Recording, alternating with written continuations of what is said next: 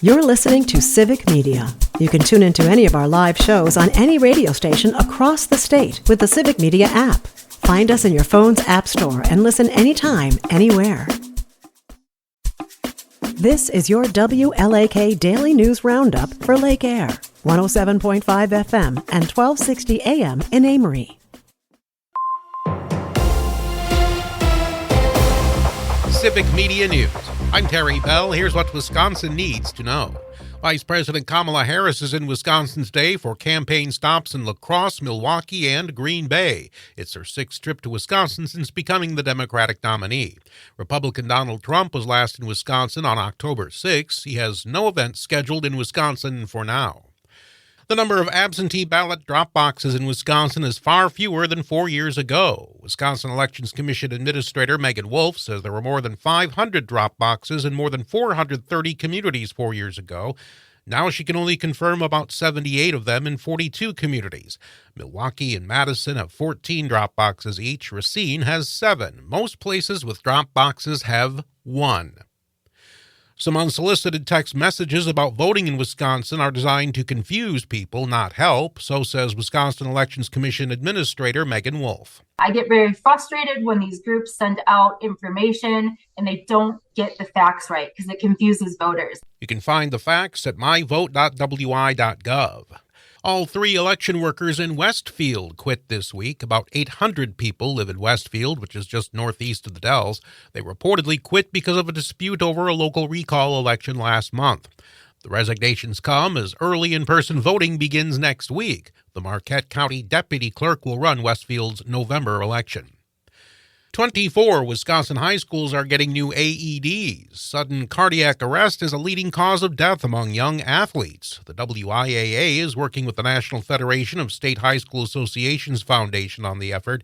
AEDs can greatly increase the chances of survival when they're used right away.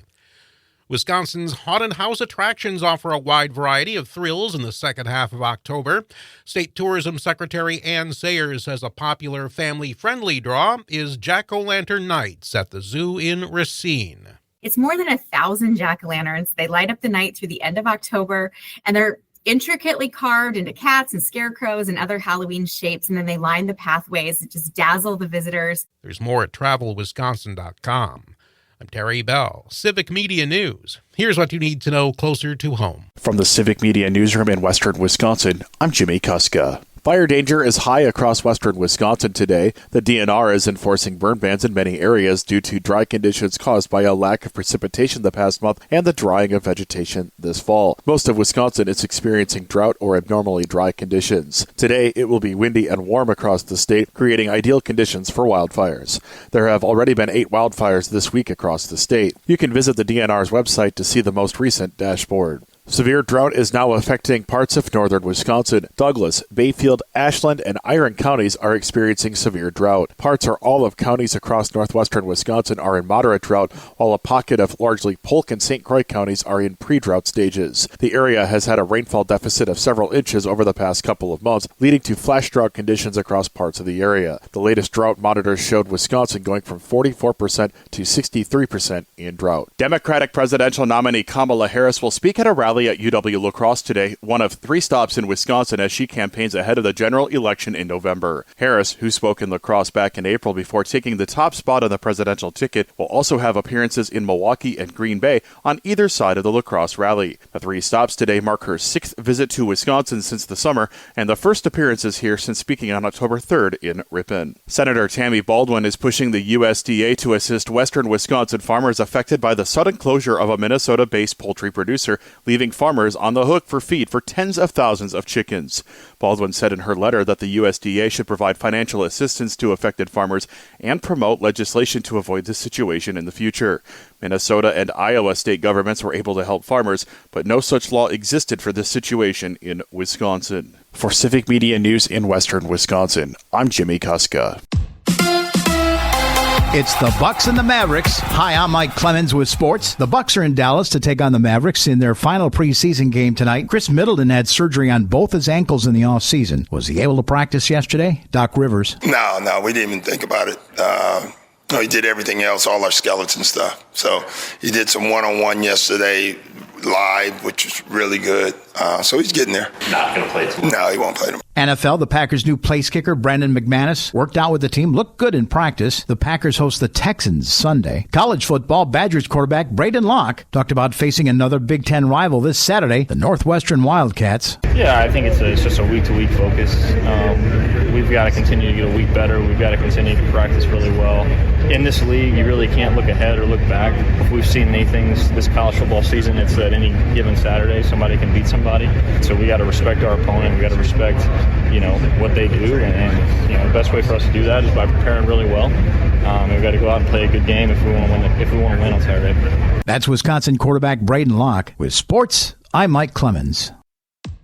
On your entertainment beat, I'm Pete Schwaba. Imitation is the highest form of flattery, so they say. If that is the case, here are 9 famous musicians who should be flattered by a new album from artist Halsey. Her 5th studio album is perfectly titled The Great Impersonator. The 30-year-old singer-songwriter mimics 9 artists, including Dolly Parton, David Bowie, Dolores O'Riordan, Cher, and Bruce Springsteen. The Great Impersonator is available for download October 25th. Casting Al Pacino as Michael Corleone in The Godfather had a ripple effect of people almost getting fired, including Al Pacino and director Francis Ford Coppola, who fought to get Pacino in the film over the studio's choice, which was Robert Redford. Pacino said it was Coppola changing the schedule so he could film the scene where Michael kills the Turk and McCluskey in the Italian restaurant so he could show it to studio executives at Paramount because he knew they'd love it. They did, and history was made. Pacino's book Sonny Boy, a memoir, is available October 22nd. Comedian Jerry Seinfeld regrets saying it was the extreme left that killed comedy. He changed his position on his polarizing words and said they aren't true, according to Variety. Seinfeld appeared on Tom Papa's Breaking Bread podcast and equated his statements about political correctness in comedy to moving the gates on a ski hill,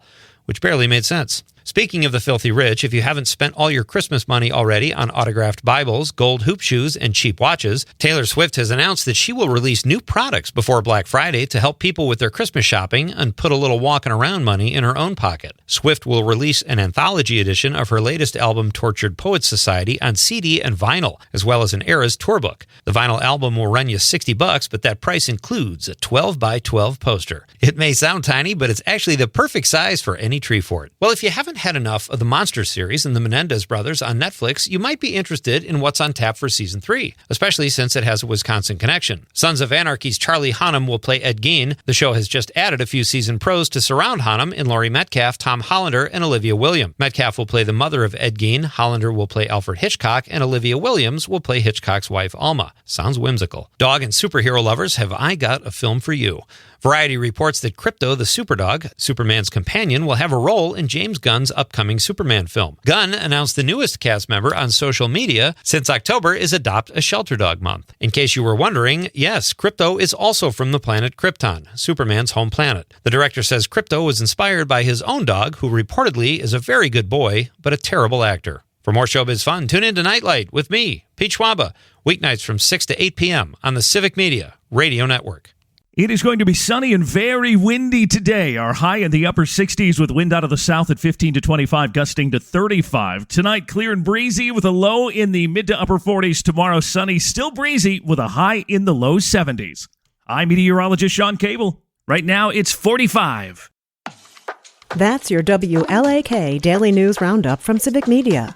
Subscribe to this podcast on Spotify, Apple, or wherever you find your podcasts. Find more news at lakeair.radio.